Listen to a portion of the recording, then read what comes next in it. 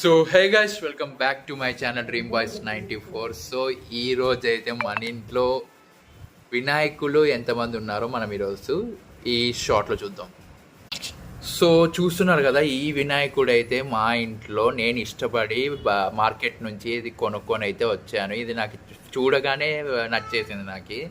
అంటే మనం ముందు రోజు వినాయకుడిని కొనేకి వెళ్తాం కదా, ఫెస్టివల్కి ముందు రోజు. సో అక్కడికి వెళ్ళగానే నాకు అన్ని బొమ్మల్లో నాకు ఇదే నచ్చింది. ఈ విగ్రహం అంటే ఎంతో ఇష్టం అయిపోయి నాకు తీసుకొని అయితే వచ్చేసాను.